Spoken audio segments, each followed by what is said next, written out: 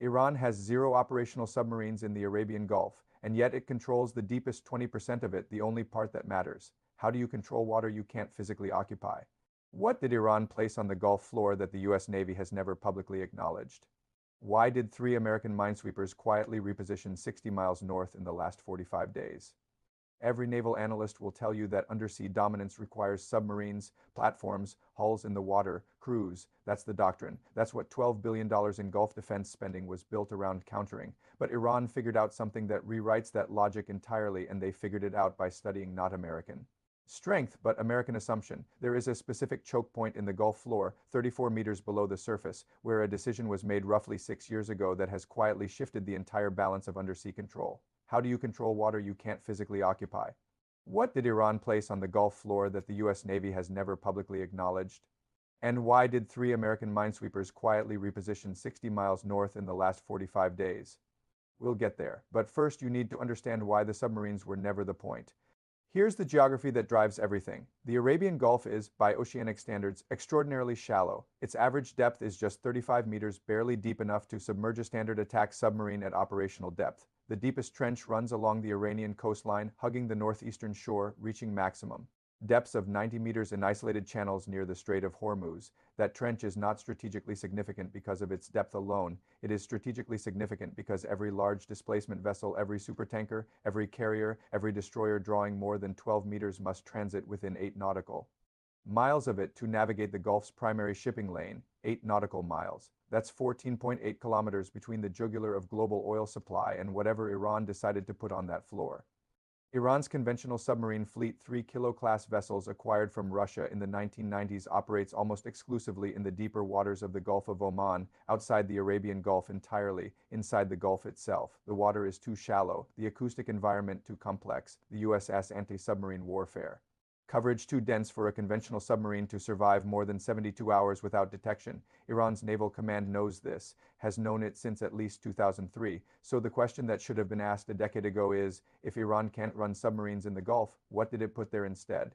To understand Iran's undersea strategy, you have to understand what the Gulf floor actually looks like as a tactical environment. It is not open water. It is a layered, complex seabed, sand ridges, rocky outcroppings, thermocline disruptions caused by the mixing of saltier Gulf water with fresher inputs near river deltas along the Iraqi and Iranian coasts. Those thermocline layers scatter sonar, not completely, not invisibly, but enough that a passive acoustic sensor array, properly positioned along a thermocline boundary, produces a detection shadow, a cone of acoustic ambiguity that extends upward to the surface. Anything transiting through that shadow is, for a defined window, effectively invisible to surface sonar. Iran has known the location of every major thermocline boundary in the northern Gulf since 1988. That's not speculation. That's from Iranian naval survey records captured and partially translated after the Iran-Iraq war ceasefire, cross-referenced against subsequent Turk Navy mapping operations conducted under commercial survey cover between 2006 and 2014.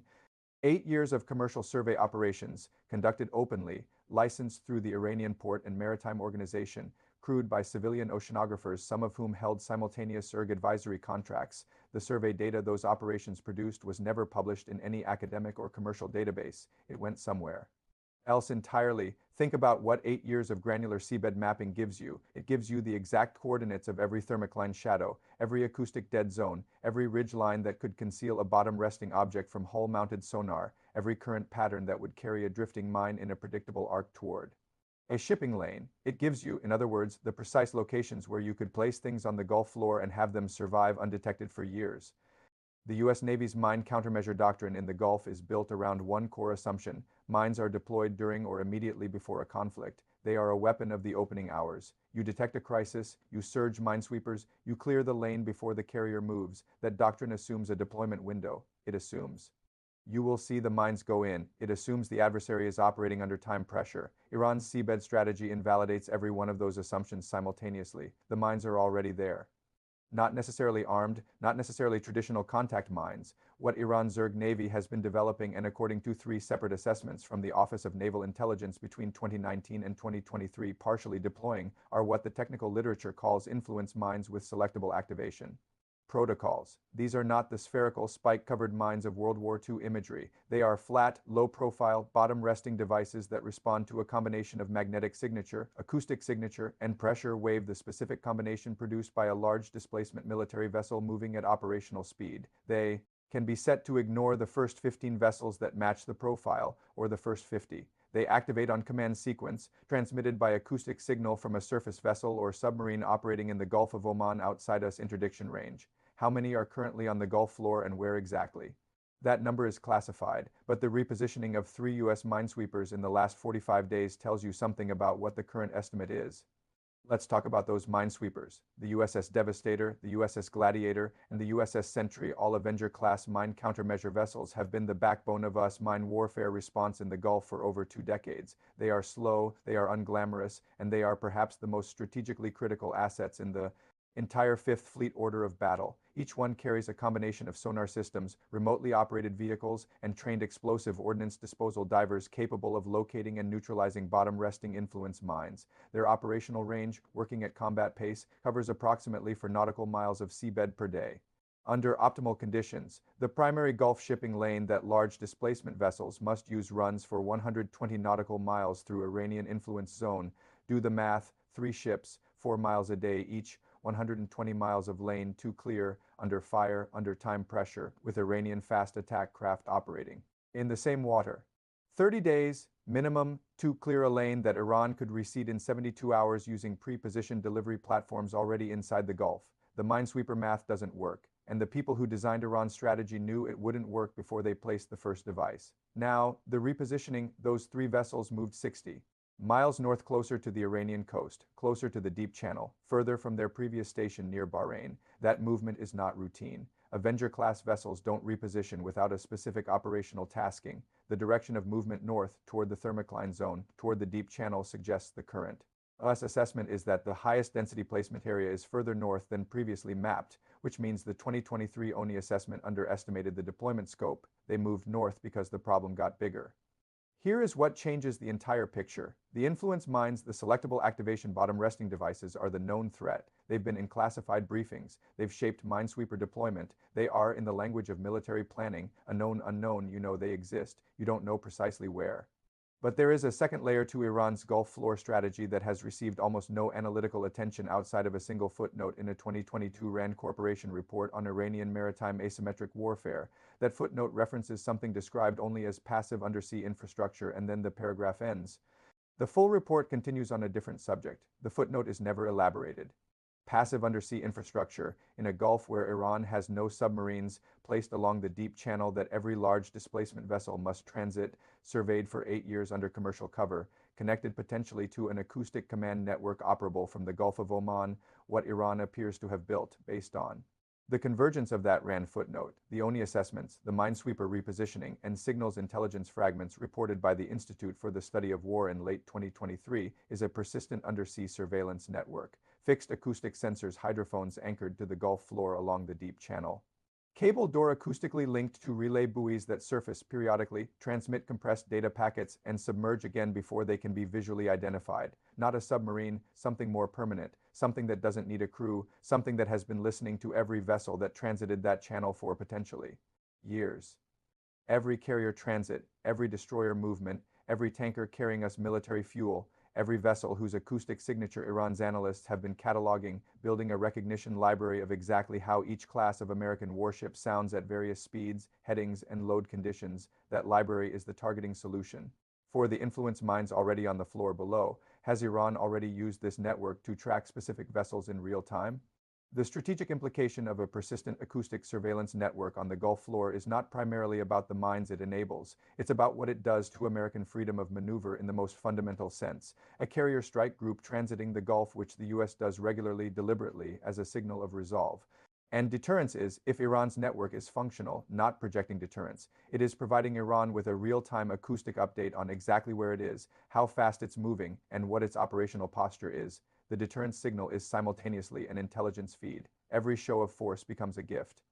This is the inversion that makes Iran's Gulf floor strategy so difficult to counter through conventional logic. The standard response to an adversary gaining undersea surveillance capability is to surpass assets, helicopters, maritime patrol aircraft, towed array sonar, and locate the network, but locating a bottom-resting passive hydrophone array in a thermocline disrupted shallow water environment spread across 120 miles of seabed using active sonar that Iran's surface network would immediately detect. That operation would take months. It would require the US to reveal exactly what it knows and exactly where it's looking, which tells Iran precisely which parts of the network have been found and which haven't. The trap is identical to the barge intelligence trap. Every move to close the gap reveals the gap's location. In the last 90 days, 3 additional data points have emerged that suggest the network is not theoretical. First, USP-8 Poseidon maritime patrol aircraft, the most capable AS platform in the American inventory, has been conducting daily flights over the northern Gulf Deep Channel at altitudes and speeds inconsistent with standard surveillance tasking. The flight profile matches acoustic buoy deployment and retrieval operations. Second, an unscheduled meeting between 5th Fleet Commander Vice Admiral Brad Cooper and the commander of Naval Mine and Anti-Submarine Warfare Command took place in Manama in early March, a meeting that was not on any published schedule and was confirmed only through a single social media post by a junior officer that was subsequently deleted. Third, a contract was quietly awarded in February to a U.S. defense firm specializing in shallow water autonomous underwater vehicle operations, a contract whose scope of work description references persistent seabed object characterization in constrained littoral environments, the Gulf specifically.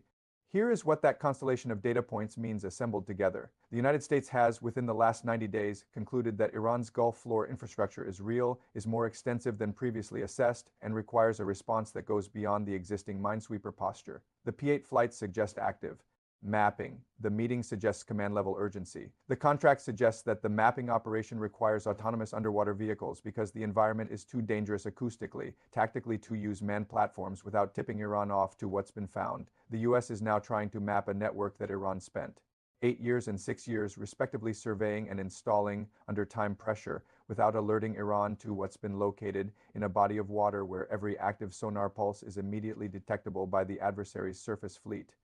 Here's the full picture. Iran has 0 operational submarines in the Arabian Gulf. That statement is true, and it is completely irrelevant. Undersea dominance in a shallow, thermocline disrupted, commercially saturated body of water does not require submarines. It requires patience. It requires survey data. It requires devices that don't need crews, don't need fuel, don't need maintenance windows, and don't generate the acoustic signatures that AS aircraft are trained to find. It requires, in other words, exactly what Iran has spent the better part of 2 decades quietly building on the floor of a sea that most Western analysts dismissed as too shallow to matter. For undersea warfare, how do you control water you can't physically occupy?